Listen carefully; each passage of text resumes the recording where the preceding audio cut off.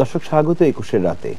সঙ্গে আছে আমি অঞ্জন রায়, আছেন তিনজন বিশিষ্ট অতিথি। আমাদের সাথে আছেন বিচারপতি সৈয়দ আমিরুল ইসলাম, তিনি সাবেক বিচারপতি আমাদের সর্বোচ্চ আদালতে। আমাদের সাথে আছেন ব্যারিস্টার তানজিবুল আলম, তিনি সুপ্রিম কোর্টে প্র্যাকটিস করছেন, আমাদের অত্যন্ত পরিচিত মুখ। আমাদের সাথে আছেন বাংলাদেশ আওয়ামী লীগের কেন্দ্রীয় উপকমিটির সহ সম্পাদক রাশেক রহমান। স্বাগত প্যানেলকে। সম্মানিত দর্শক, আমরা জানি গতকালকে আমাদের প্রধান বিচারপতি তার বিচারাঙ্গনের সর্বোচ্চ ব্যক্তি হিসেবে দায়িত্ব নেওয়ার 1 বছর পূর্তিতে দেওয়া একটি বাণীতে বলেছেন যে অবসরের পর রায় লেখা সংবিধান পরিপন্থী, এবং বিষয়টি নিয়ে আলোচনা চলছে। সংবিধান বা বিচার বিভাগ প্রত্যেকটি অসম্ভব মান্যতার জায়গায় আমরা দেখি, কিন্তু আমরা দেখছি যে এ নিয়ে কিন্তু আজকে সারাদিনের মধ্যেই নানা ধরনের আলোচনা চলছে, বা সাবেক প্রধান বিরোধী দল বর্তমান রাজপথের বিরোধী দলের বক্তব্য আমরা শুনেছি, এবং অনেক ধরনের প্রশ্ন আমাদের সামনে আসছেন। একজন অত্যন্ত উজ্জ্বল আইনজীবী, একজন বিচারপতি যখন আমাদের সাথে আছেন প্রাক্তন, এবং একজন তরুণ রাজনীতিক যখন আছেন যিনি এই বিষয়গুলো নিয়ে ভাবেন আমরা জানি, তখন নিশ্চয়ই আমরা কিছু সমাধান খুঁজে পাওয়ার চেষ্টা করবো, বা এই বক্তব্যগুলোকে কিভাবে দেখা হচ্ছে সেটিও জানতে পারবো। আমি আসছি বিচারপতি সৈয়দ আমিরুল ইসলাম আপনার কাছে। আমরা গতকালকে প্রধান বিচারপতি যে বক্তব্যটি শুনেছি, অবসরের পর রায় লেখা সংবিধান পরিপন্থী, এই বিষয়টিকে আপনি একজন সাবেক বিচারপতি হিসেবে কিভাবে মূল্যায়ন করবেন? এই ব্যাপারে আমাদের কিন্তু একটা জিনিস মনে রাখতে হবে, তিনি প্রধান বিচারপতি হিসাবে শপথ গ্রহণ করার বর্ষপূর্তিতে একটি বাণীতে তিনি এই কথাটা উল্লেখ করেছেন। কোনো বিচারিক কার্য পরিচালনা করার সময় বলেননি, কোনো রায়ে বলেননি। সুতরাং এর কিন্তু আইনগত কোনো এজলাসের বাইরে যদি এই ধরনের কোনো কথা বলা হয়, এটির আইনগত কোনো বাধ্যবাধকতা কতটুকু? না, এর কোনো আইনগত বাধ্যবাধকতা নাই। এটা ওনার একটি মতামত, এবং এই মতামতের সপক্ষে উনি যুক্তিও দেখিয়েছেন যে এই কারণে তিনি মনে করেন যে অবসর গ্রহণে যাওয়ার পর রায় লেখা অসাংবিধানিক, বেআইনি। কিন্তু আমি একজন বিচারাঙ্গনের ব্যক্তি হিসাবে বিচারক ছিলাম, আইনজীবী ছিলাম, এখনও আবার আপিল বিভাগে আমি প্র্যাকটিস করি। আমি তো বিগত 44 বছরে বাংলাদেশ হওয়ার পরে যে রেওয়াজ, সেখানে সবসময় দেখে আসছি বিচারকরা অবসর গ্রহণ যাওয়ার পরে বিচারক থাকাকালীন যে রায় দিয়েছেন সেই রায়গুলির পূর্ণাঙ্গ রায় অবসর যাওয়ার পরেও লিখেন, যেগুলি লেখা বাকি থাকে। এই জিনিসটাকে আমি মাননীয় প্রধান বিচারপতির বক্তব্যটাকে আমি এইভাবে দেখতে চাই যে বিচারক থাকাকালীন যদি কোনো রায় ঘোষণা করেন, তাহলে তিনি অবসরে যাওয়ার পরেও পূর্ণাঙ্গ রায়টা লিখতে পারেন। পূর্ব শর্ত হলো আপনি যখন রায়টা ঘোষণা করবেন, রায় ঘোষণা আর রায় লিখা, এটা আমি দুইভাবে দেখি। তো রায় ঘোষণাটা অবশ্যই আপনি যখন বিচারকের পদে অধিষ্ঠিত আছেন সেই সময়ে ঘোষণা করতে হবে। আমি আজকে বিচারকের হিসাবে সর্বশেষ কর্মদিবস, আজকে আমি একটা রায় ঘোষণা করলাম উন্মুক্ত আদালতে, কালকে থেকে আমি অবসরে যাচ্ছি, কিন্তু সেইখানে গিয়ে আমি এই রায়টা পূর্ণাঙ্গ রায়টা লিখতে পারি। অন্ততপক্ষে আমাদের যে বিগত দিনের এই 44 বছরের রেওয়াজ প্রচলিত নিয়মে সেটাই কিন্তু আমরা দেখে আসছি। অথবা ভারত, শ্রীলঙ্কা, পাকিস্তান, ইংল্যান্ড, এই একই রয়েছে। ধন্যবাদ। আমি যাচ্ছি তানজিবুল আলম আপনার কাছে, যে আপনি কিভাবে মূল্যায়ন করবেন এই বক্তব্যকে? একটা জিনিস এখানে পরিষ্কার হওয়া জরুরি, সেটা হচ্ছে যে অবসর যখন জাজ সাহেবরা নেন, বিশেষ করে সুপ্রিম কোর্টের 2 বিভাগে অবসর নেওয়ার পরে তাদের যে কার্যক্রম সেটার কিন্তু একটু ভিন্নতা আছে। মানে জাজ সাহেব হিসেবে তাদের কার্যক্রমে একটু ভিন্নতা আছে। আমি আপনার প্রশ্ন উত্তর দেওয়ার আগে বিষয়টা একটু খোলাসা করে নিই। সেটা হচ্ছে যে হাইকোর্টের যেসব রায় ঘোষণা করা হয় সেগুলো ওপেন কোর্টে ডিকটেশনের মাধ্যমে হয়ে থাকে। তার মানে হচ্ছে যে হাইকোর্টের জাজ সাহেবরা যখন রায় ঘোষণা করেন, তখন উনি 1 ঘন্টা 2 ঘন্টা ব্যাপী তার রায়টা প্রকাশ্য আদালতে ঘোষণা করেন, এবং ওনার যে বেঞ্চ অফিসার আছে তিনি সেটা ডিকটেশন আকারে নেন। তো ওখানে উনি যদি তারপরের দিন রিটায়ারমেন্টেও যান, উনি আসলে যে রায়টা উনি দিয়ে গেছেন ওপেন কোর্টে সেটার পরিবর্ধন করছেন, কিংবা টাইপোগ্রাফিক্যাল এরর যদি কোনো কিছু থেকে থাকে সেগুলো করে থাকেন, এবং যদি ওখানে কোনো ধরনের রেফারেন্স যোগ করতে সেটা করে থাকেন, তাহলে সেই অর্থে আপনার হাইকোর্টের কোনো জাস্টিস যদি রিটায়ার করেন, তাহলে ওনার আসলে ওই রিটায়ারমেন্টের পরে জাস্টিস মানে জাজমেন্ট লেখার কোনো স্কোপই নেই, কারণ জাজমেন্টটা উনি প্রনাউন্স করে দিচ্ছেন ওপেন কোর্টে। বাট আপিলেট ডিভিশনের প্র্যাকটিসের ক্ষেত্রে একটা ভিন্নতা আছে, যেটা স্যার এক্সপ্লেন করলেন। সেটা হচ্ছে যে আপিলেট ডিভিশনের জাজ সাহেবরা যখন কোনো ডিসিশন দেন, ওনারা তখন ইয়েস নো এরকম একটা ডিসিশন দেন। সেটা হচ্ছে যে আইদার আপনার লিভ পিটিশন যদি হয়ে থাকে তাহলে বলা হবে যে হ্যাঁ লিভ গ্রান্টেড, আর যেসব গ্রাউন্ডগুলো বলা আছে সেগুলোর ক্ষেত্রে কিন্তু বলে দেওয়া থাকে। তো ওই গ্রাউন্ডগুলো কিন্তু আবার পিটিশনে থাকে। তো ওইখানে অবসর গ্রহণের পরে ইনফ্যাক্ট কোনো জাজমেন্টের স্কোপ সে অর্থে নাই, কারণ লিভ গ্রান্টিংয়ের সময় বলে দিয়েছে কোন কোন গ্রাউন্ডে আপনার লিভটা হয়েছে। কিন্তু যখন আপিল শুনানির পরবর্তীতে আপনার একটা ভার্ডিক্ট হয়, সেটা হচ্ছে যে আপিল অ্যালাউড অথবা আপিল ডিসঅ্যালাউড, খারিজ করে দিয়েছে, ডিসমিস। ওই ক্ষেত্রে গিয়ে যখন সাবস্টেন্টিভ আপনি রিজনিংটা দিচ্ছেন, তখন আপনার একটা ইলাবোরেট ডিসকাশনের একটা স্কোপ থেকে যায়। এবং স্যার যেটা বললেন সেটা হচ্ছে গত 40 বছরের প্র্যাকটিসে দেখে আসছে, সেটা হচ্ছে যে প্রত্যেক যা আপিলেট ডিভিশনের জাজ সাহেব যখন রিটায়ার করছেন, তার হাতে কিছু এরকম আনসেটেলড কিংবা ইয়েট টু বি ডেলিভার্ড, মানে জাজমেন্ট হয়ে গেছে, ভার্ডিক্ট হয়ে গেছে, কিন্তু জাজমেন্টের প্রকৃত অংশটুকু কিংবা অ্যানালাইসিসটুকু ডেলিভার হয় নাই। তো এবং সবচেয়ে ইন্টারেস্টিং ব্যাপার হচ্ছে যে আমাদের যে সবচেয়ে সেলিব্রেটেড কেস বাংলাদেশের ইতিহাসে মাজদা হোসেনের জাজমেন্টকে বলা হয়। আমি করতে চাচ্ছিলাম যে মাজদার হোসেন মামলা যেটি দ্বারা বিচার বিভাগ পৃথকীকরণ হলো, সেই মামলাটির বিচারপতি মোস্তফা কামালও কিন্তু এই রায়টি মানে পূর্ণাঙ্গ রায়টি পরে লিখেছেন। এক্স্যাক্টলি। আর আপনি দেখবেন যে পূর্ণাঙ্গ রায় এই যে বিষয়টিকে আজকে আমি একটু অন্যদিকে নিতে চাই না, আলোচনা আসছে যেমন তত্ত্বাবধায়ক বাতিলের রায়ও তো অসাংবিধানিক বিএনপি বলছেন, একটি ইস্যুকে কিন্তু তারা আজকে নিয়ে নিয়েছেন। তাহলে কি মাজদার হোসেন মামলার রায় বা এই রায়গুলোকেও নিয়ে কিন্তু এক ধরনের আলোচনার অনেকে চেষ্টা করবেন, যেহেতু এই বক্তব্যটি আমরা যদি একটি লাইনকে সামনে আনি? জি, আমার কাছে যেটা মনে হয় সেটা হচ্ছে যে বিএনপি জিনিসটা এখন তাদের একটা অ্যাডভান্টেজ নেওয়ার চেষ্টা করতেছে, এই অপিনিয়নটাকে, ব্যক্তিগত অপিনিয়নটা যেটা কিনা আউটসাইড দি কোর্ট, আপনার অপিনিয়নটাকে তাদের অ্যাডভান্টেজে নেওয়ার জন্য, এবং মাননীয় প্রধান বিচারপতির এই বক্তব্যটাকে তারা তাদের অ্যাডভান্টেজের জন্য ব্যবহার করার চেষ্টা করছে। কিন্তু প্রকৃত সত্যি যেটা লিগ্যাল পজিশন যেটা, সেটা হচ্ছে আমরা আমাদের সংবিধানের 103 এবং 3-এর পরবর্তী যে অনুচ্ছেদটা আছে সেটা হচ্ছে বলা হচ্ছে যে আপিলেট ডিভিশনের যে কোনো জাজমেন্ট হাইকোর্ট ডিভিশন এবং তার অধস্তন সকল কোর্টের জন্য বাইন্ডিং। মানে হচ্ছে আপনি আপিলেট ডিভিশনের যদি কোনো জাজমেন্ট হয়ে থাকে তাহলে এটার ব্যত্যয় আপনার বাইরে যাওয়ার কোনো উপায় নেই। আপনাকে 111 বলা আছে, সেটা হচ্ছে যে আপনি আপিলেট ডিভিশনের কোনো ডিসিশন যদি হয়ে থাকে তাহলে সব কোর্টের জন্য সেটা বাইন্ডিং এফেক্ট, এটা আইনের মতো হয়ে যায়। কিন্তু আপনি চিফ জাস্টিস মহোদয় যখন তার বর্ষপূর্তি উপলক্ষে একটা বাণী দেন, সেটা কিন্তু আপিলেট ডিভিশনের জাজমেন্ট না, এই কারণে এটার কোনো বাইন্ডিং ইফেক্ট নাই। সুতরাং এটা দিয়ে আপনি বাকি জাজমেন্টের বৈধতা এবং অবৈধতার গুণ বিচার করার কোনো এটি যেমন একজন আইনজীবী হিসাবে আপনি বুঝছেন, একজন সাবেক বিচারপতি হিসাবে বুঝছেন, এটি কিন্তু সাধারণ মানুষ যারা আছেন তাদের মধ্যে এক ধরনের একটি হাওয়া ছড়িয়ে দেওয়ার ক্ষেত্রে যারা সুযোগ নিতে চান তারা কিন্তু এই একটি বাক্যকে কাজে লাগানোর চেষ্টা করছেন। আমার মনে হয় যেটি আজকে আমরা যদি দেখি তত্ত্বাবধায়ক বাতিলের রায় তো অসাংবিধানিক, এই কথাটি কিন্তু বিএনপি বলছে, এটা রেফারেন্স দিয়ে বলছেন। বাট বিষয়টা এই ধরনের রেফারেন্স দিয়ে বলাটা ভুল। আমি আপনার সাথে একমত যে এই যেহেতু বিষয়টা আইনগতভাবে একটু জটিল, সেজন্য সাধারণ জনগণের পক্ষে এই আইনি মারপেজ বুঝে এখান থেকে আইনের গুচ্ছ কথাগুলো বোঝা আমরা আরো যদি সম্মান করে বলি একটু কঠিন হয়ে দাঁড়ায়। রাশিক রহমান, রাজনৈতিক নেতা, আপনি কিভাবে দেখবেন বিষয়টিকে? ব্যাপারটাকে খুবই একটা সরল প্যানেলের আইনজীবী আপনি, আমি আইনজীবী হিসেবে বলছি, আপনি আমি এই পাশে আছি। অঞ্জনদা, যেহেতু আপনার কথা বারবার জনগণের ব্যাপারটাই ফুটে উঠছে, এটা মুখ্য, অবশ্যই আমাদের সবকিছুই তো জনগণকে ঘিরেই। আমি জনগণের জায়গা থেকেই বলছি যে ব্যাপারটা যথেষ্ট পরিমাণের সরল এই কারণে যে ব্যারিস্টার তানজিব ভাই এবং আমাদের শ্রদ্ধেয় সাবেক বিচারপতি স্যার আমির হোসেন স্যার যে কথাটা বললেন, এটা মূলত মাননীয় প্রধান বিচারপতির প্রথম বর্ষপূর্তি উপলক্ষে একটা আহ্বান, তার ব্যক্তিগত মতামত। তিনি এইভাবে বাংলাদেশের আইন ব্যবস্থাকে দেখতে চান, যেখানে আমাদের মামলার যে জট, সেই জট খুলে যাবে, সাধারণ মানুষের যে ভোগান্তি তা কমে আসবে, এবং রায় দেওয়ার ক্ষেত্রে মাঝে মাঝে যে সকল বিতর্ক উঠে আসে আমাদের গণমাধ্যম এবং আমাদের সামাজিক জীবনে, সেগুলো নিরসন হবে।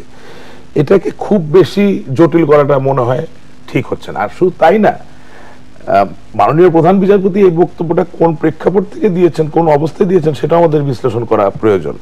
এবং আমি আমার ক্ষুদ্র জ্ঞানে যেটা বুঝি যে রায় বেসিক্যালি দুই ধরনের রায় হয়, একটা হচ্ছে মৌখিক আর একটা হচ্ছে লিখিত।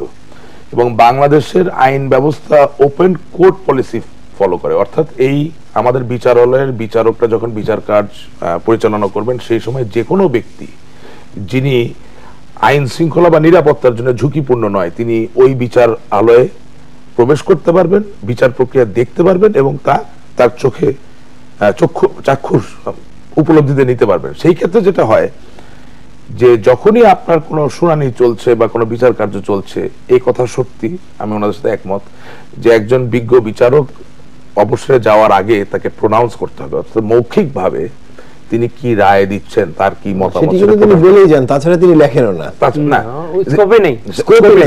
এবং আরেকটা জিনিস দেখেন যেটা আমাদের সাবেক বিচারপতি মহোদয় উল্লেখ করেছেন, সেটা খুব ইম্পর্টেন্ট, সেটা হচ্ছে বাংলাদেশের বিচারপতিগণ অবসরে যাওয়ার একদিন পর্যন্ত শুনানিতে অবসরে যাওয়ার একদিন না, আমি এরকম বলি আপনাকে, যেদিন উনি অবসরে যাবেন সেই দিন যদি subject to convenience of the court, ওই দিন যদি ধরেন ওনাকে একটার সময় সম্বর্ধনা দেওয়া হয়, তাহলে একটার আগে পর্যন্ত উনি কিন্তু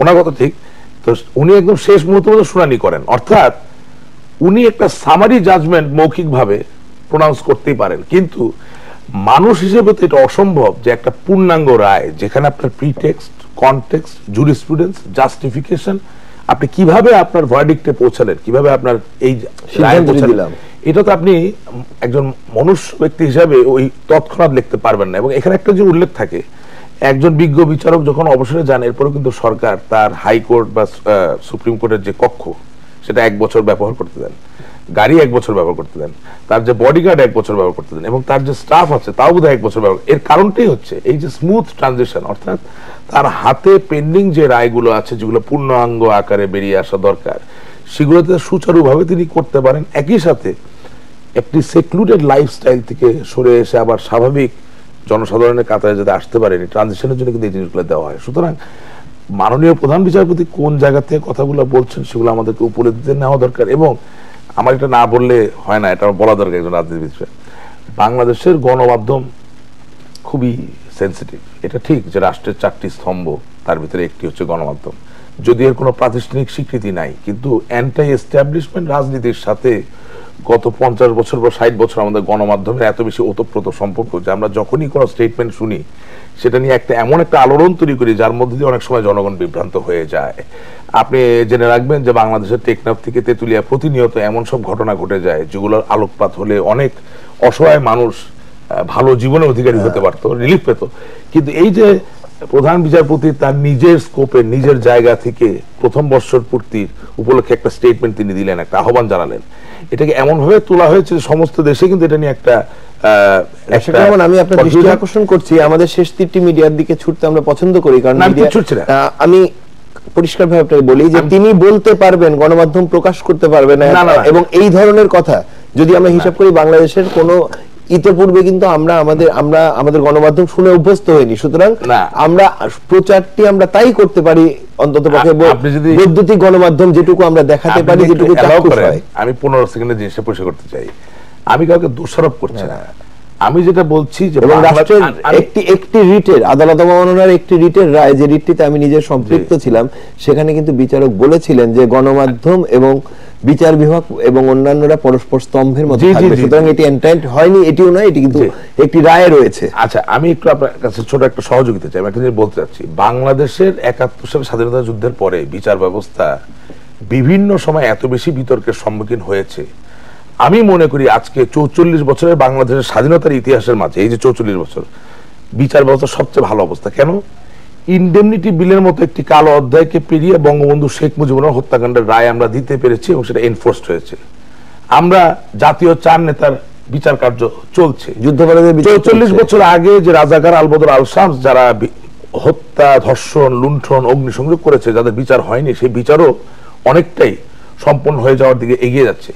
এই যে একটা যুগান্তকারী সময়, শুধু তাই নয়, জনগণই যে সকল ক্ষমতার মূল এবং সামরিক শাসনকে যা আমরা উৎসাহিত করব না আগামী দিনে, এবং আগেও যেটা হয়েছে, এগুলোর যে একটা সাংবিধানিক স্বীকৃতি, আইনগত স্বীকৃতি এসেছে, সেই অবস্থায় আমি তো আপনার মতোই প্রায় টকশোতে আসি, আপনি সাংবাদিক কিন্তু আমি আপনার সহযাত্রী, আমি সেই জায়গা থেকে বলছি, সেই সময় বাংলাদেশের আগামী দিনের স্বার্থের জন্য যেভাবেই হোক বাংলাদেশের বিচার ব্যবস্থাকে যে কোনো ধরনের বিতর্ক থেকে আমাদেরকে অনেক আমরা বিতর্ক থেকে দূরে রাখতে চাই বলেই আলোচনাটি করছি। আপনি বুঝতে ভুল করছেন। আমি বুঝতে ভুল করছি না, আপনি আমাকে এটা ভুল বুঝেছেন। আমি বলতে চাচ্ছি যে মাননীয় প্রধান বিচারপতি উনি তার মনের কথা বলবেন, আগামী দিনেও যারা মাননীয় প্রধান বিচারপতি হবেন তারাও তাদের মনের কথা বলবেন, কিন্তু এটা যে তার ব্যক্তিগত কথা ওটা ওভাবেই আসতে হবে, কোন ফোরামে সেটা সেভাবেই আসতে হবে। এবং দেখেন, আমি ছোট্ট একটা স্ট্যাটিস্টিক আমরা দিতে চাই। 2014 সালের তুলনায় বর্তমানে যেই পরিমাণ মামলা নিষ্পন্ন হয়েছে সেটা 162% বেড়েছে। That's a great achievement. এবং আমাদেরকে মনে রাখতে হবে যে বাংলাদেশের 17 কোটি মানুষ, তার ভিতরে বয়ঃপ্রাপ্ত যে জনসংখ্যা, তার ভিতরে এমন একজন লোক পাবেন না যার পরোক্ষ বা প্রত্যক্ষ ভাবে কোনো না কোনো ভাবে ফৌজদারি বা দেওয়ানি। আসবো আপনার কাছে আবারও। স্যার, আপনার কাছে আসছি, আপনি আলোচনাটি শুনছিলেন, এই পালায় আপনাকে প্রশ্ন করছি না, আমি আপনার কাছে কিছু বক্তব্য আশা করছি। না, ওনার কমেন্টের উপরে না, উনি তো যেটা বলছে এটার সাথে তো আমরাও একমত, কোনো দ্বিমত পোষণ করার কোনো কারণ নাই। এখন আমি তো আইনের অবস্থান থেকে বলছি, আমি প্রথমেই বলছি যে এটা ওনার একটা ব্যক্তিগত মতামত, উনি জনসমক্ষে প্রকাশ করেছেন, আর উনি এটা আরো ব্যাখ্যা করেছেন পটভূমিটা। এইখানে তো আমাদের কোনো দ্বিমত না, আমাদেরকে কোনো দ্বিমতের জায়গা নেই, এবং আমরা বরং ক্লিয়ারই করছি বিষয়টি। কিন্তু আমার একই সাথে মনে হচ্ছে যে জিনিসটি যারা তানজিবও উল্লেখ করেছেন যে অনেকে কিন্তু এই বিষয়টিকে নানা ফরম্যাটে আনার চেষ্টা করছেন, এবং সেই জায়গায় বোধহয় গণমাধ্যমের দায়িত্বের জায়গাও রয়েছে মূল বিষয়টি কি সেটি ক্লিয়ার করা। কারণ আজকে আমরা দেখছি যে আলোচনা হচ্ছে বা অনেক ধরনের, এই যে ক্লারিফিকেশনটা হলো অঞ্জনদা, যে স্যার যেটা ক্লারিফাই করলেন যে এই আমরা চিফ জাস্টিস যখনই যে কোনো কথাই বলুন না কেন, চিফ জাস্টিস হচ্ছে রাষ্ট্রের 3 স্তম্ভের একটার প্রধান। তাহলে ওনার প্রত্যেকটা কথারই একটা আলাদা গুরুত্ব আছে, কোনো সন্দেহ নেই। কিন্তু চিফ জাস্টিস আপনার জুডিশিয়ারি সম্পর্কে সাধারণ মানুষের ধারণা অবশ্যই কম, কারণ জুডিশিয়ারিতে অনেক ইন্ট্রিক্রেসিস আছে যেগুলো শুধুমাত্র লয়ার এবং আইন অঙ্গনের সাথে যারা সম্পৃক্ত তারাই এই জিনিসগুলো বুঝতে পারে।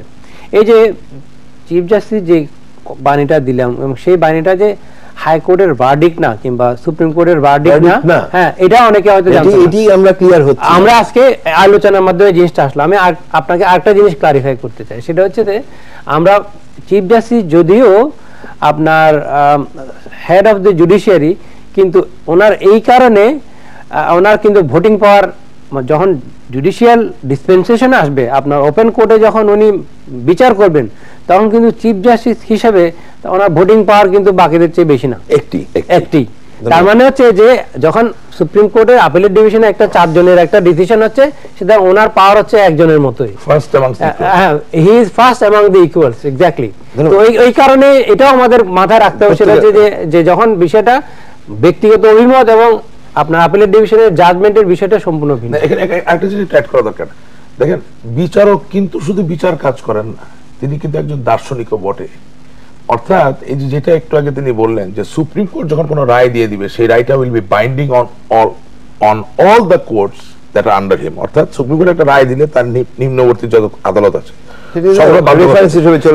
রায়টা দিচ্ছেন কেন? আপনার রায় দেওয়ার কয়েকটা কারণ আছে। তো কারণটা হচ্ছে যে এই একই রায় যাতে বারবার দেওয়া না লাগে, আপনি এমন এক ধরনের উদাহরণ সৃষ্টি করবেন, এটা কিন্তু রায়ের একটা অন্যতম একটা লক্ষ্য। সুতরাং একজন বিচারক শুধু বিচারক হিসেবে ওখানে নাই, তিনি একজন সমাজবিজ্ঞানী, তিনি একজন দার্শনিক, তিনি একজন কি বলে মানবিক ব্যক্তি, সবকিছুকে মিলিয়ে একটা কম্বিনেশন অফ এভরিথিং। এই যে স্টেটমেন্টগুলো, এটা জনস্বার্থে আসে। ধন্যবাদ। আমি আসছি স্যার আপনার কাছে, যে জায়গাটি আমরা পরিষ্কার হচ্ছিলাম যে এটি তার ব্যক্তিগত, একান্তই ব্যক্তিগত একটি মতামত, যেটি কোর্টের বাইরে বলা, এবং বোধহয় মেয়াদের বছর পূর্তি উপলক্ষে কোনো প্রধান বিচারপতির ওয়েবসাইটে বানিয়ে দেওয়ার ঘটনাটাও এবারই বোধহয় প্রথম এত আলোচিত হয়েছে বা প্রথম সামনে এসেছে। এবং একই সাথে আমার আরেকটি বিষয় জানার ছিল আপনার কাছ থেকে, যে তার মানে একজন বিচারক যখন এজলাসের বাইরে কথা বলছেন বা ব্যক্তিগত বাণী দিচ্ছেন বা কোনো একটি আলোচনা সভাতে যাচ্ছেন, যে কথাগুলো বলছেন সেগুলো অবশ্যই আইনের কোনো অংশ নয় বা কোনো নির্দেশ বা নির্দেশনা নন, কিন্তু এই জায়গাগুলো কি তাহলে এক ধরনের ক্লিয়ার করার এখন কি সময়টি এসেছে, যখন এক ধরনের এই বক্তব্য থেকে রাজনৈতিক সুবিধা একটি বা একাধিক রাজনৈতিক দল নেওয়ার চেষ্টা করছেন? যখন নেওয়ার চেষ্টা করছে, আপনারা টকশো করছেন করে জিনিসটা পরিষ্কার হচ্ছে। এখন তানজিবুল আলম সাহেব তো মানে বিশদভাবে বললেন যে এখন তার যে বক্তব্য, এটা নেহাতি ব্যক্তিগত একটা মতামত, এর কোনো আইনগত ভিত্তি নাই। এখন এটাকে যদি কেউ কোনো কাজে লাগাতে চায়, মানে রাজনৈতিক উদ্দেশ্যে বা অন্য কোনো উদ্দেশ্যে, সেটা রাজনৈতিক দল তাদের উদ্দেশ্য চরিতার্থ করার জন্য করতে পারে, কিন্তু তার কোনো আইনগত ভিত্তি নাই। এই যে বললেন উনি যে অবসরে যাওয়ার পর রায় লিখলে রায়টা অবৈধ, এই কথার উপর ভিত্তি করে কিন্তু মাজদার হোসেনের মামলার রায় অসাংবিধানিক, মাজদার হোসেনের মামলার রায় অসাংবিধানিক হবে না। ত্রয়োদশ সংশোধনী রায়, হ্যাঁ, সংশোধনী রায় অবৈধ ঘোষণা হবে না। ওই রায়গুলি যেভাবে আছে বৈধ, এখনো সেইভাবেই বৈধ ভাবে আছে, যতক্ষণ না পর্যন্ত একটা আইনি প্রক্রিয়ায় যদি আবার এই রায়টাকে নাকচ করা না হয়, ততক্ষণ পর্যন্ত ব্যক্তিগতভাবে কোনো বিচারপতি বা রাজনীতিবিদ যে যত কথাই বলেন, উনিও বলতে পারেন যে আমি রায়টা অবৈধ, আমি বলতে পারি এই রায়টা অবৈধ। আমার আপনার বা কোনো বিচারপতি বিচার অঙ্গনের বাইরের মন্তব্যে বিচার অঙ্গনে যে সমস্ত রায়গুলি প্রচারিত হয়েছে সেইগুলি অবৈধ হিসাবে গণ্য হবে না। তাদের বৈধতা আগে যেমন ছিল, আজকের এই বিবৃতির পরেও সেই একইভাবে এই রায়গুলি আমাদের সবার উপর বাধ্যকর। যেমন আরেকটি বিষয় আমরা বোধহয় সামনে আনতে পারি, যেটি আমরা দেখি যেমন যুদ্ধাপরাধের যে বিচারটি চলছে আন্তর্জাতিক মানবতা বিরোধী অপরাধ, সেক্ষেত্রে কিন্তু আমরা দেখছি যে যুদ্ধাপরাধীদের পক্ষে আইনজীবী নিয়োগ করা হচ্ছে, তারা অংশগ্রহণ করছেন, ডেট নিচ্ছেন, শুনানিতে অংশগ্রহণ করছেন, অ্যাপিল করছেন এবং অতঃপর একটি হরতালও ডাকছেন রায়ের পরে। এটা তো হরতালটা বেআইনি এবং এটা amounts two contempt of court. Court অবশ্যই এগুলি অবজ্ঞা করে, কারণ প্রত্যেক কথায় কথায় তো তারা আর এগুলি দিয়ে করে না। সেই হিসাবে একটা রায় আছে যে প্রতিনিয়ত বহু লোক বহুভাবে আদালতকে অবমাননা করে, কিন্তু যতক্ষণ পর্যন্ত এটাকে ভীষণ মানে গুরুতর আকার ধারণ করে, তা না হলে আমরা এগুলি ইগনোর করি।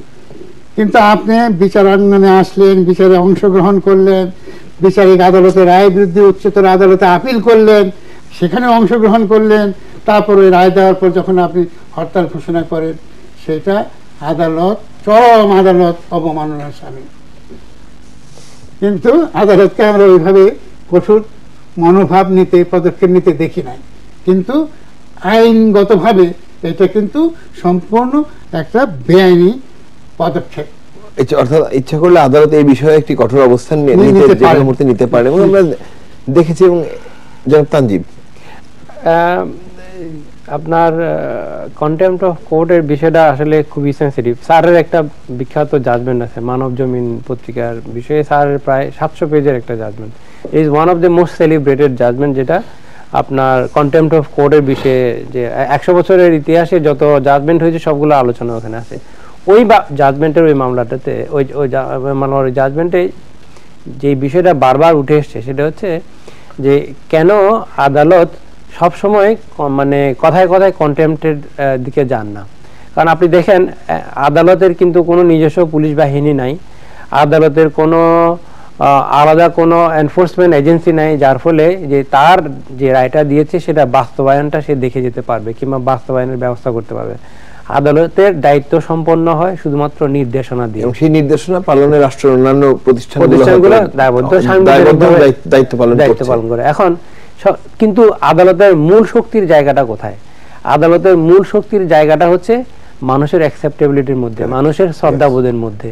আপনি জিনিসটা দেখেন যে একজন জাজ সাহেব যখন বলছেন যে আপনি ওনাকে ফাঁসি দেন, হ্যাঁ, তাহলে কিন্তু আমি ওনাকে পরের দিন খুনের মামলা আসামি করি না জাজ সাহেবকে, অথচ জাজ সাহেবের নির্দেশে কিন্তু একটা লোকের ফাঁসি হচ্ছে। কিন্তু কোর্টের বাইরে কেউ যদি এই কাজটা করে তাহলে আমি তাকে সর্বোচ্চ শাস্তির বিধান করি। So that is the difference between pronouncement made by a judge and of action taken by someone outside the court. করে বিরতিতে যাব, 2-3 মিনিটে আমি উত্তর 2 মিনিটে পেয়ে যাব আশা করছি। ধরুন আদালত অবমাননার প্রসঙ্গটি যখন এসেছে আমাদের দেশে, কিন্তু আমরা দেখেছি যে আদালত অবমাননার ক্ষেত্রে একাধিকবার একই মানুষও আদালত অবমাননার কারণে আদালতে যাচ্ছেন এবং আদালতে গেলে এক পর্যায়ে তারা হয়তো দুঃখ প্রকাশ করছেন, ক্ষমা চাইছেন, বেরিয়ে আসছেন, কিন্তু একই ধরনের ঘটনা। এই এক্সাম্পলগুলো এটা একটা ইন্টারেস্টিং দেখবেন আদালতের ইতিহাসে, আদালত অবমাননার ইতিহাসে এমন সিঙ্গেল ইনস্ট্যান্স আপনি পাবেন না যেখানে আদালত কন্টেম্পটের নোটিশ দিয়েছে এবং সে গিয়ে মাফ চেয়েছে, আদালত মাফ করে নাই। কখনোই হয়নি। মাফ চেয়েছে কিন্তু মাফ করেনি, কারণ আদালত কখনোই চায় না, কনফ্রন্টেশনে যেতে চায় না আদালত কখনো। কারণ আদালত অবমাননা যে অস্ত্রটা, এটা যদি আপনি, এটা অনেকটা আপনার মনে করেন প্যারাসিটামল, আপনি সকাল বিকাল খাইতে থাকেন তাহলে মাথা ব্যথা আর কখনো ইয়া হবে না। তো আদালত সবসময় চিন্তা করে যে আমার এটা একমাত্র অস্ত্র, এটা যদি আমি নিত্য ব্যবহার করি তাহলে এটার এফিকেসি কমে যাবে, সেই জন্য এটা সবসময় রিজার্ভে রাখে। এবং আদালত সবসময় প্রত্যাশা করে যে যখন তাকে কোনো ব্যক্তিকে আদালত অবমাননার অভিযুক্ত করা হয় এবং তার কাছে ব্যাখ্যা চাওয়া হয়, সে যদি বলে হ্যাঁ আমি ভুল করেছি, আমি আদালতের কাছে ক্ষমা চাচ্ছি, আদালত ম্যাগনানিমিটি দেখে সবসময় মাফ করে আসছে। এই পর্যন্ত যে কয়টা আদালত অবমাননার শাস্তির ঘটনা ঘটেছে প্রত্যেকটাতে দেখবেন সে আদালত অবমাননার মন্তব্য করে কিংবা কর্মকাণ্ড করে শুধুমাত্র আদালত অবমাননা করে নাই, যখন আদালত তাকে ডেকেছে সে আরো উদ্যতভাবে বলেছে আমি যা করেছি ঠিক করেছি। তো এটা মানে এটা হচ্ছে, আমরা এটাকে বলি আসলে অ্যাগ্রাভেটেড কন্টেম্পট অফ কোর্ট। সেটা হচ্ছে যে আপনি আগেরটা করে রিমোর্স আসেন না, আপনার অনুশোচনা হয় না, আপনি এখন আদালতের সম্মুখীন হয়ে আদালতকে অপমাননা করছেন, আদালতের অথরিটিটাকে আপনি চ্যালেঞ্জ করছেন। ওই অবস্থায় আদালতের পক্ষে অন্য কোনো অপশন কখনোই থাকে না but two punish him for contempt. ধন্যবাদ। আমরা আসবো আলোচনায়। সময়ত দর্শক, যেমনটি প্রতিদিন থাকে তেমনটি নিয়ম মাফিক একটি ছোট্ট বিরতি রয়েছে আমাদের 21-এর রাতে। প্রত্যাশায় 21 টেলিভিশনের সাথে 21-এর রাতের সাথেই থাকবেন।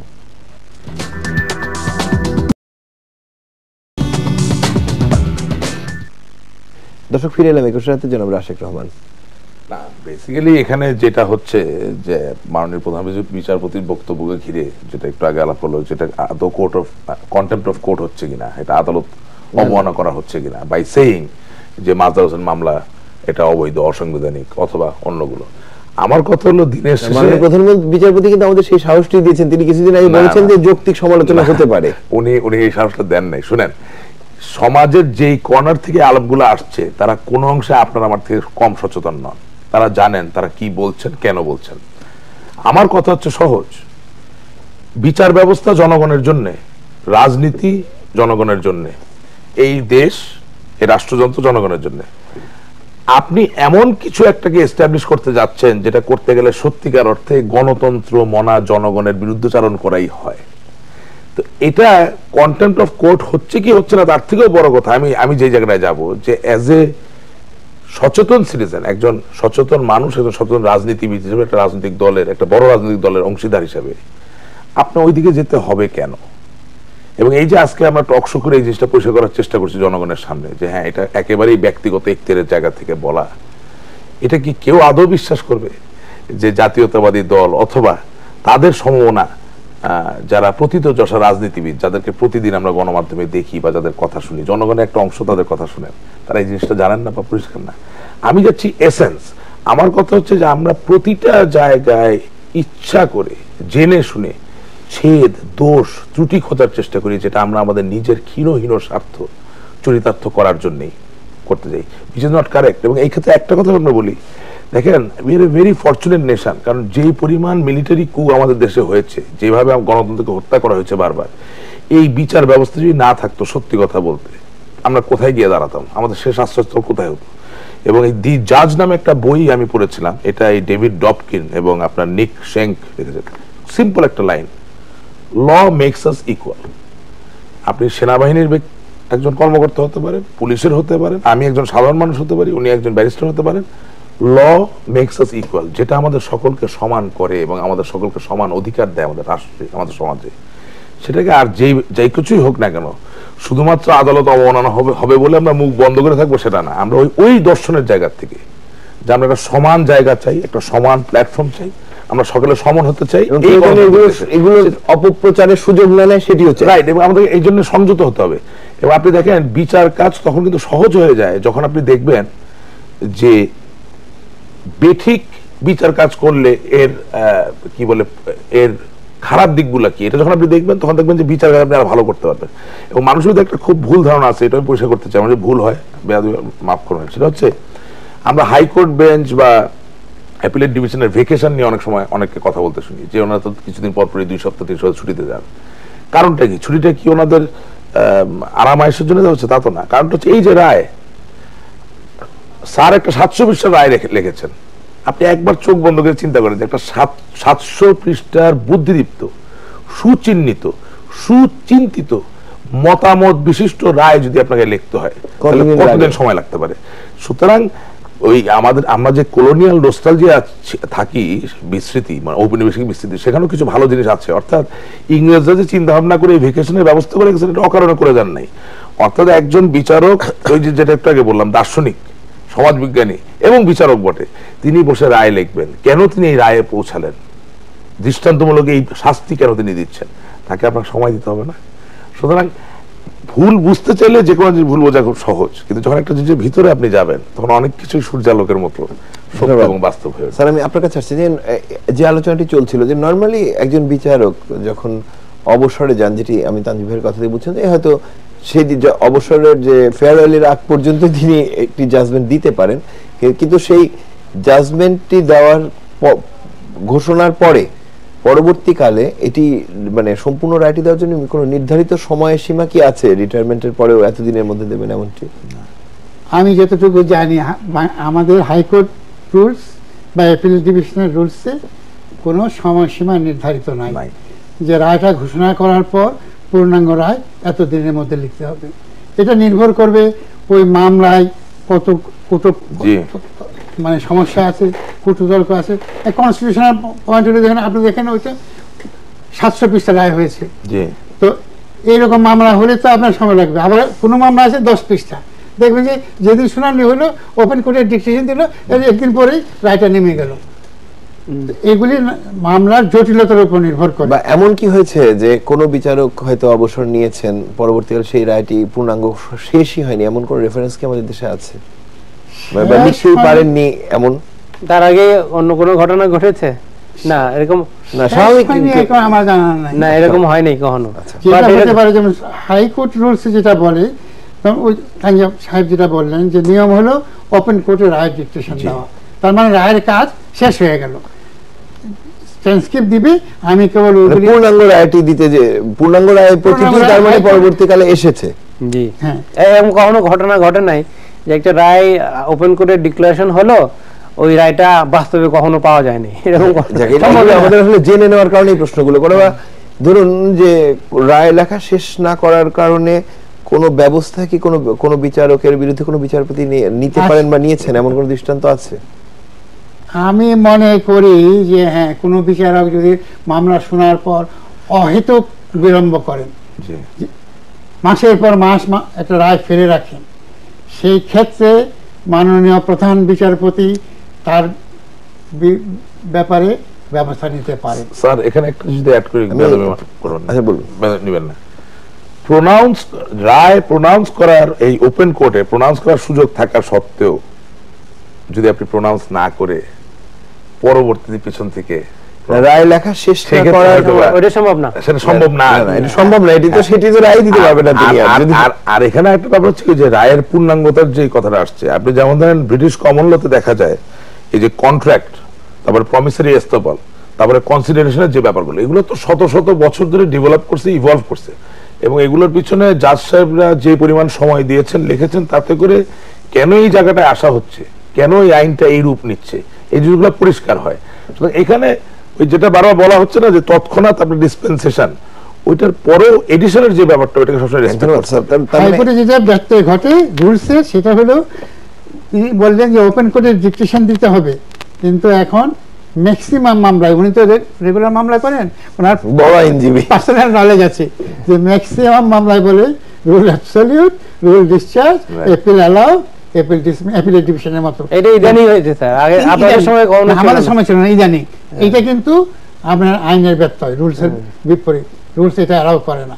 বাট এটারও একটা কারণ আছে, আমরা অনেক সময় নিজেরাই ধরেন আপনার বিশেষ করে বন্ধ শুরু হওয়ার আগে আগে কোর্টের মধ্যে একটা প্রচন্ড প্রেসার থাকে, যে এক মামলা একটা লিস্টে আসলো, আরেকটা জিনিস আপনি যেটা বলতেছিলেন যে এটা কখনোই কোনোভাবেই সম্ভব না যে একটা রায় হয়ে গেল আর ওপেন কোর্টে সেটা প্রনাউন্স হয়নি।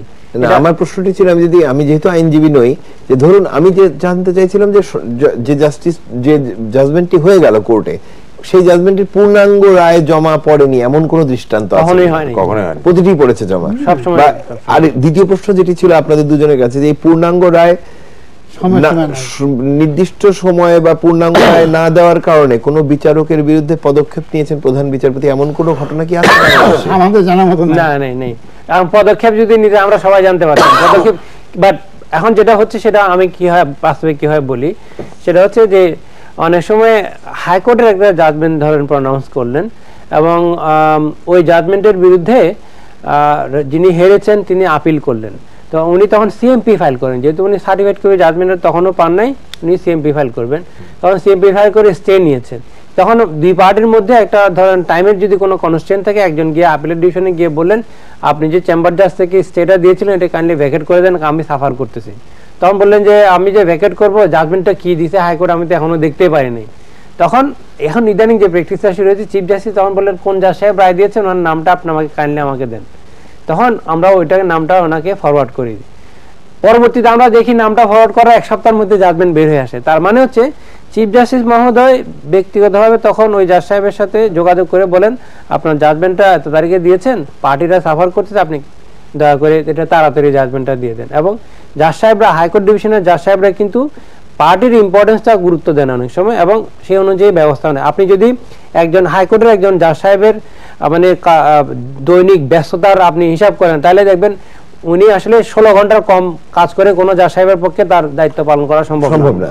মানে আমরা শুধুমাত্র দেখতেছি উনি 10:30টার সময় কোর্টে ওঠেন, 1টার সময় নেমে যান, 2টার সময় ওঠেন, 4:30টার সময় 4টার সময় নেমে যান, কিন্তু এটা মাত্র ওনার মূল বিচারিক কার্যক্রম। তার সমান কাজ তাকে এজলাসের বাইরে বসে করতে হয় দীর্ঘ সময় ধরে। এবং ওই কারণে আপনি যেটা বলছিলেন যে রাশেক যেটা বলছিলেন যে জাজ সাহেবদেরকে যদি 2 মাস পর পর 3 মাস পর পর আপনার 15 দিনের ছুটি না দেওয়া হয় তাহলে সবাই পাগল হয়ে যাবে। সম্ভব না, কারণ প্রতিটি অক্ষর, প্রতিটি বাক্য, প্রতিটি শব্দ, প্রতিটি শব্দ বন্ধনীকে মনোযোগ তাকে কিন্তু সিদ্ধান্ত নিতে হবে। আনফরচুনেটলি আমাদের বিচার ব্যবস্থা সম্বন্ধে আমাদের খুবই ভুল ধারণা জনগণের মাঝখানে বিভিন্নভাবে আছে।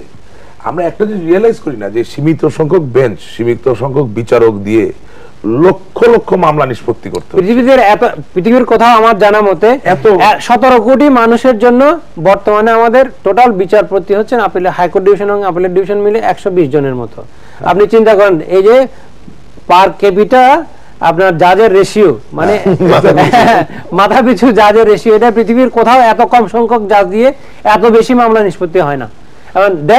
হয়তো অনেক মামলা যেটি আমরা অনেক সময় হয়তো বলি যে যেটি প্রধান বিচারপতি বলেছেন মামলা জট, যে জায়গাটি বা আপনারা বলছেন এই মামলা জটটিও কিন্তু ধীরে ধীরে এখন হয়তো যে গতিতে খুলছে, এত গতিতে আসলে খুব একটা অনেক অনেক বেশি গতি পেয়েছে। আমি সেটি বলছি এখন গতি পেয়েছে, আরো গতি দরকার, কিন্তু আরো অনেক বেশি গতি দরকার, আরো অনেক বেশি গতি দেয় না। সেটা হবে বিচারক আরো বেশি নিয়োগ করার মধ্যে দিয়ে এবং বেঞ্চ আরো বেশি গঠন করার মধ্যে দিয়ে। এক্স্যাক্টলি, আর ওই স্কোপটা নাই এখন হাইকোর্টে এক্সারশন করে আপনি জাজ সাহেবদের বসার জায়গা নেই, বসার জায়গা নেই।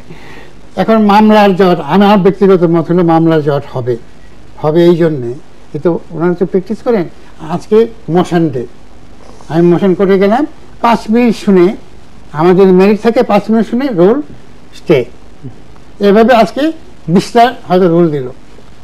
এই 5 মিনিট শুনে যে মামলার রুল এন্ড স্টে দিলেন, এটা যখন পূর্ণাঙ্গ শুনানিতে আসবে একটা 5 দিন করে লাগবে। না, মানে আমি এমন মামলা জানি যেটি যে রুল হয়েছিল 4 বছর আগে, কিন্তু রুলের শুনানি এখনো লিস্টে ওঠে না, সেটা অন্য কথা। কিন্তু আমি যে কথাটা বলতে চাচ্ছি যে 5 মিনিট শুনে আপনি যে রুলটা দিলেন, এই মামলাটা যখন পূর্ণাঙ্গ শুনানিতে আসবে, কোনো মামলা দেখা যায় 5 দিন 7 দিন ওই মামলাটা শুনানি হয়। সুতরাং আপনি একদিনে 20টা রুল দিলেন, তার মধ্যে একটা রুল নিষ্পত্তি করতে আপনার 5 দিন 5 ওয়ার্কিং ডে লাগছে। তো সুতরাং একদিন মানে 100 দিন, তার মানে আপনার এই মামলা জট। সেই জন্য পশ্চিমা বিশ্বে ওই অল্টারনেটিভ ডিসপিউট রেজলিউশন, যে কোর্টের বাইরে কিভাবে যত সংখ্যক মামলা নিষ্পত্তি করা যায় সেই প্রচেষ্টাটা চলছে। আমাদের দেশেও পদক্ষেপ নিচ্ছে, এখনো পূর্ণাঙ্গভাবে কার্যকরী হয় নাই, কিন্তু ওই দিকে আমাদের যেতে হবে। আপনার ইংল্যান্ড, আমেরিকা 80% কেস কিন্তু আদালতের বাইরে নিষ্পত্তি হয়, মাত্র 20% কেস আদালত। স্যার আরেকটা ব্যাপার আছে, ইংল্যান্ডে যেমন ইকুইটি লটার প্রয়োগটা এই দেশে তো সেটা অতটা আছে। আমাদের এখানে law and equity combined same কোর্টেই আপনার ধন্যবাদ। তার মানে আমরা অনেকগুলো বিষয় কিন্তু এই আলোচনার মধ্যে দিয়ে বোধহয় পরিষ্কার হয়ে এলাম আমরা, এবং আমরা ধীরে ধীরে ঘড়ির কাঁটাও বলছে শেষের দিকে, আমরা আলোচনার সমাপ্তির দিকে যেতে পারি। রাশিক রহমান, এই আমরা যেটি দেখে আসছি আমাদের রাজনীতিতে দীর্ঘকাল ধরেও, যে এক ধরনের যে কোনো বিষয় আসলে পরে কিন্তু এক ধরনের রাজনীতির খোরাক হয়ে ওঠে, এবং সেক্ষেত্রে যখন রাজনীতিতে বারবার সেই কথাটি আসতে থাকে, যখন সেটি নিয়ে প্রেস ব্রিফিং হতে থাকে, বিবৃতি আসতে থাকে, তখন গণমাধ্যম সেটিকে সামনে আনবে, সেটি স্বাভাবিক, কারণ স্বাধীন গণমাধ্যমের কাজই হচ্ছে প্রতিটি বিষয়কে জনগণের সামনে আসা। কিন্তু প্রতিটি বিষয়কে আসলে যারা রাজনীতি করেন তারাও তো, তাদের মধ্যে তো আইনজীবী রয়েছেন, তাদের মধ্যে সাবেক বিচারপতি রয়েছেন, তাদের মধ্যে হয়তো অনেক ব্রাইট মানুষ রয়েছেন, কিন্তু এই ধরনের বিষয়কে যখন জনগণের সামনে আনা হয়, একজন রাজনীতিবিদ হিসাবে আপনি এটিকে কিভাবে দেখবেন? দেখেন, আমি একটা জায়গায় খুব পরিষ্কার, বাংলাদেশের পরিশ্রমী সহজ সরল যে মানুষেরা, তারা এখনো বাংলাদেশের বিচার ব্যবস্থার উপর আস্থা রাখে। অবশ্যই প্রতিটি মানুষ, হ্যাঁ, তারা একটা জায়গায় সংক্ষুব্ধ, এই ওয়ার্ডটা আমি ইউজ করব, তারা একটা জায়গায় হতাশাগ্রস্ত, ব্যথিত। সেটা হচ্ছে, যদি আপনি বইয়ের ভাষায় বলতে হয়, তাহলে পায়ের যে চপ্পল তাও ক্ষয়ে যায় রায় পেতে পেতে। সুতরাং চপ্পল তো আর ক্ষয় না, শরীরও ক্ষয় হয়। সেটি ব্যাখ্যা তো দিলেন, এটা হচ্ছে বাস্তবতা। বিসাইডস দ্যাট, এই বাস্তবতার পাশে গিয়ে যদি আপনি ওই লোকের সাথে কথা বলেন, সে এখনো এই দেশের বিচার ব্যবস্থার উপরে আস্থাশীল। অবশ্যই আজকে নতুন তিনি আদালতে যান। আজকে নতুন প্রজন্মের একজন রাজনৈতিক কর্মী হিসাবে আমার তো শুধুমাত্র একটাই কামনা, বাসনা বা চাওয়া থাকতে পারে, সেটা হচ্ছে এই যে এতদিন পরে আমাদের দেশের জুডিশিয়াল সিস্টেমটা একটা বনভূমি এবং একটা ডেমোক্রেটিক এনভায়রনমেন্টের ভিতর দিয়ে ফ্লারিশ করছে, আমাদের আর বোধহয় উচিত হবে না কোনো অবস্থায় এই বিচার ব্যবস্থাকে আর বিতর্কের সামনে নিয়ে আসা। এবং আমরা বিভিন্ন সময় বিভিন্নভাবে বিভিন্ন মাধ্যমে দেখেছি, কিছু কিছু ব্যক্তি নিজ স্বার্থে হোক বা গোষ্ঠী স্বার্থে হোক, তারা চেষ্টা করেছেন বিচার ব্যবস্থাকে বিতর্কের সামনে নিয়ে আসার জন্য। কিন্তু একটা জিনিস মনে রাখবেন, যেই ব্যক্তি নিজ স্বার্থে বিতর্কে আনতে যাচ্ছেন, তিনি কিন্তু অতটাই ক্ষমতাবান যে তিনি অন্য ফোরামে এটা নিয়ে আলাপ আলোচনা করতে পারেন। যেই গোষ্ঠী বিতর্কে আনতে চাচ্ছেন বিচার ব্যবস্থাকে, তারা এতটাই ক্ষমতাবান কালেকটিভলি যে তারা কিন্তু অন্য ফোরামে এটা নিয়ে আলাপ আলোচনা করতে পারেন। কিন্তু এই আলাপ আলোচনাগুলো একেবারে কি বলে যে ঢালাও ভাবে প্রতি কথায় কথায় পত্রিকার কলামে, টিভির নিউজে আসলে যেটা হয় কি, যে অধিকার তো আছে, আমাদের সকলের অধিকার আছে কথা বলার, কিন্তু ভালোর থেকে তখন মন্দ হয় বেশি। আমাদের আমাদের এই দেশের মানুষগুলো খুব কষ্ট করে দেশটা আনছে, তারা খুব বেশি কিছু চায় না, তারা 3 বেলা ভালো খেতে চায়, ভালো থাকতে চায়, পড়ালেখা করতে চায়, একটু সুস্থ থাকে। ধন্যবাদ। তাদের ওই জায়গাটা আমাদের মনে রক্ষা করা। তানজিবুল আলম, যে কনটেক্সটে বললেন যে প্রধান বিচারপতি 1 বছর দায়িত্ব গ্রহণের 1 বছর পূর্তি উপলক্ষে উনি একটা বাণী দিয়েছেন, সেই বাণীতে উনি তার ব্যক্তিগত মতামত প্রকাশ করেছেন, এবং পলিটিশিয়ানরা এটাকে তাদের নিজেদের অ্যাডভান্টেজে, কিছু কিছু পলিটিশিয়ান অফকোর্স তাদের নিজেদের অ্যাডভান্টেজে জেনে শুনে, তারা জানেন যে এটা আদালতের রায় না, এটা শুধুমাত্র তার ব্যক্তিগত মতামত এবং এটার কোনো লিগ্যাল ইম্প্যাক্ট নাই, তারপরেও এটাকে ব্যবহার করে যে আদালতের প্রকাশ্য আদালতে প্রনাউন্সকৃত যে জাজমেন্ট এবং ফুল কোর্টের জাজমেন্ট, সেটাকে প্রশ্নবিদ্ধ করার চেষ্টা করতেছে। এই যে টোটাল প্রক্রিয়াটাকে আমি এক কথায় বলবো, এই টোটাল প্রক্রিয়াটা হচ্ছে এক ধরনের বুদ্ধিভিত্তিক সততা। এটা হচ্ছে মানে আমাদের রাজনীতিবিদদের মানসিকভাবে কতটুকু পচে গেছে, দৈন্যতা, সেটা প্রকাশ পায় যে তারা তাদের নিজেদের অ্যাডভান্টেজের জন্য সুপ্রিম কোর্টের মতো একটা পবিত্র প্রতিষ্ঠানকে কালিমালিপ্ত করার অপপ্রয়াস করছে। এবং আমি যেটা মনে করি, সাধারণ জনগণ কখনোই এই ধরনের বুদ্ধিভিত্তিক সততার আশ্রয় নিয়ে এরকম ব্যক্তি কখনো প্রশ্রয় দিবে না। Sir 2 minute. একটা মহল থেকে যে মহল থেকে কথাটা উঠছে, আমার কথা হলো, আমি একজন সাধারণ নাগরিক হিসাবে রাজনীতিবিদদেরকে স্বচ্ছ দেখতে চাই, সৎ দেখতে চাই। যদি আমাদের যারা এই প্রশ্ন তুলছেন তাদের মধ্যে যদি সততা থাকতো, দেশপ্রেম থাকতো এবং সমাজের কল্যাণ কামনা করতেন, কারণ আপনি আগেই বলেছেন যারা আজকে এই বক্তৃতাকে কেন্দ্র করে নানা রকম বিভ্রান্তি ছড়াবার চেষ্টা করে, বাণীকে কেন্দ্র করে, বাণী কেন্দ্র করে, তাদের মধ্যেও কিন্তু আইনজীবী আছে, তিনি জানেন এর কোনো আইনগত ভিত্তি নাই, জেনেও তিনি কিন্তু এইটা হলো একটা মানে আমাদের একটা অপসংস্কৃতি রাজনৈতিক অঙ্গনে। তাদেরকে, যারা রাজনীতি করেন তো জনগণের জন্য, দেশের জন্য, যদি জনগণের জন্য, দেশের জন্য, মঙ্গলের জন্য রাজনীতি করেন, তাহলে তাদেরকে এই অপসংস্কৃতি থেকে বেরিয়ে এসে স্বচ্ছ সৎভাবে সঠিক পথে রাজনীতিকে নিয়ে যেতে হবে। তা না হলে আমাদের দেশের মানুষ অশিক্ষিত, তথা প্রাতিষ্ঠানিক শিক্ষা নাই, কিন্তু তাদের জ্ঞান এবং জ্ঞান আকাশের দিক তাকালে তারা বোঝেন যে বৃষ্টিটি কখন নামবে, এদেশের মানুষ বোঝেন, এবং মাটির দিক তাকালে বোঝেন ফলনটি কেমন হবে। সুতরাং তাদেরকে বিভ্রান্ত করা এত সহজ নয়। ধন্যবাদ জনাব রাশেক রহমান, ধন্যবাদ ব্যারিস্টার তানজিবুল আলম, ধন্যবাদ বিচারপতি সৈয়দ আমিরুল ইসলাম, আপনি এই বয়সে এত রাতে আমাদের সময় দিয়েছেন। সম্মানিত দর্শক, আজকে আলোচনা এই পর্যন্তই। আমরা যেটি দেখতে পেলাম এই প্যানেল ডিসকাশন থেকে আজকে, যে আমাদের মাননীয় প্রধান বিচারপতি তার 1 বছর পূর্তিতে একটি বাণীতে যে কথাটি বলেছেন, যার একটি লাইন বারবার আলোচনা আসছে, যে অবসরের পর রায় লেখা সংবিধান পরিপন্থী। এটি তার একদমই ব্যক্তিগত একটি মতামত, এবং এই মতামতটি আদালতের এজলাসে বসে দেওয়া নয়। এবং একই সাথে আমরা দেখতে পাচ্ছি যে দ্রুত রায় লেখা হোক, এটি আমরা হয়তো প্রত্যাশা করি, এবং একদিন হয়তো সেই জায়গায় আমরা পৌঁছে যাব। এবং এখন শুধু পৃথিবীতে বাংলাদেশই নয়, অবসরের পরে ভারত, শ্রীলঙ্কা, পাকিস্তান বা ইংল্যান্ডের বিচারকরাও রায় লিখছেন।